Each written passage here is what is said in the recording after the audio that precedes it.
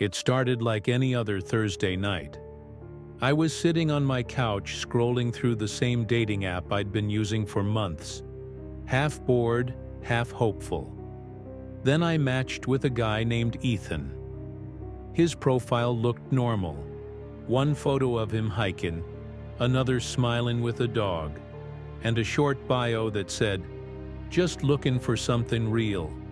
That line stuck with me. Something real. I didn't know it then, but I'd find out exactly how real things could get. Ethan and I started talking that same night.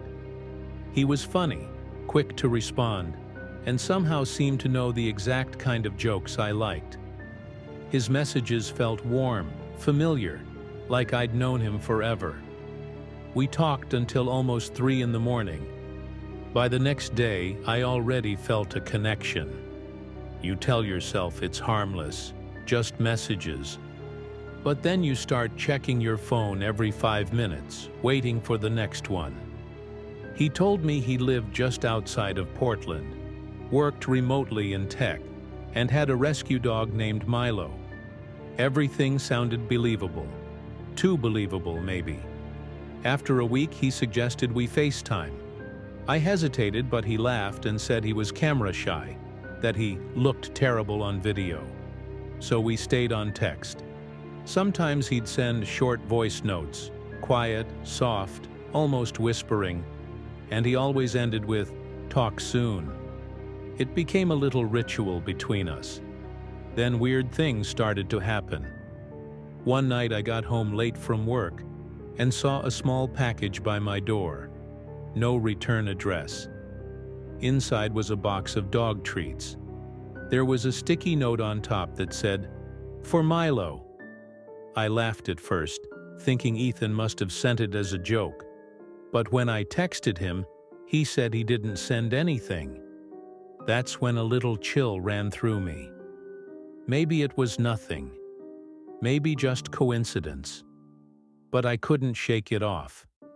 A few days later, Ethan asked if I liked hiking. I told him I did, even though I hadn't gone in years. He sent me a map pin.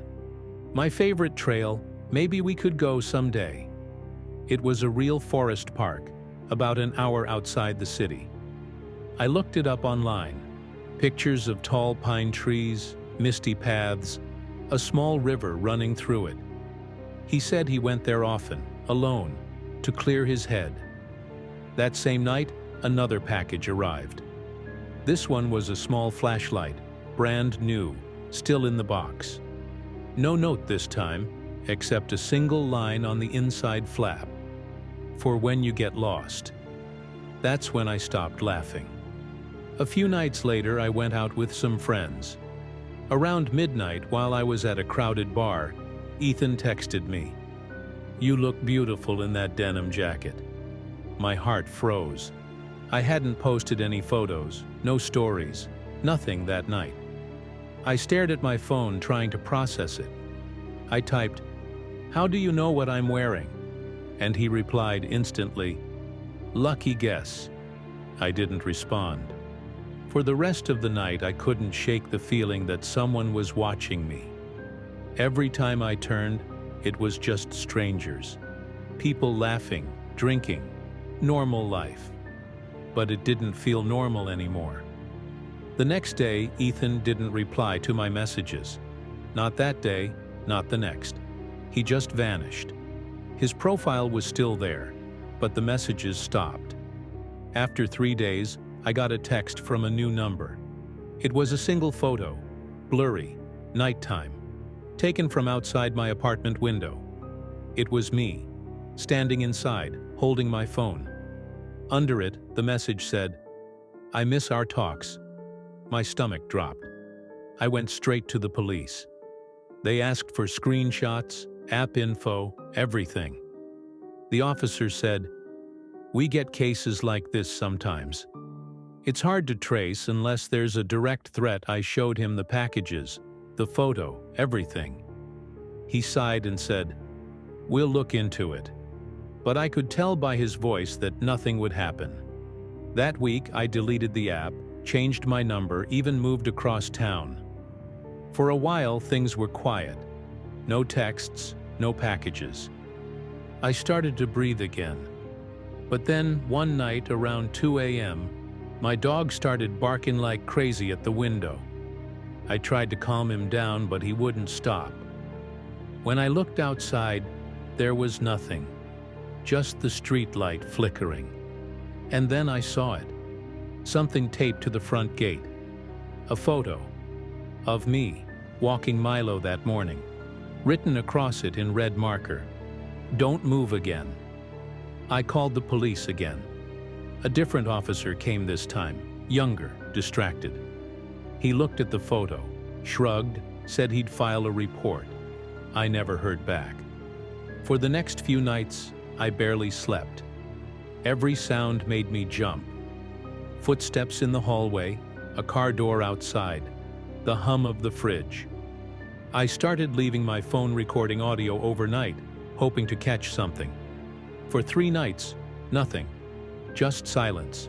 Then, on the 4th night, at exactly 3:47 a.m., my phone buzzed. A video file. Unknown number. I pressed play. At first it was black, just faint breathing. Then the image started to shift. A hallway. My hallway. You could see my front door at the end. Someone was walking toward it. Slow, steady footsteps. The camera stopped right outside the door. Then a whisper. "You shouldn't have moved." The video ended.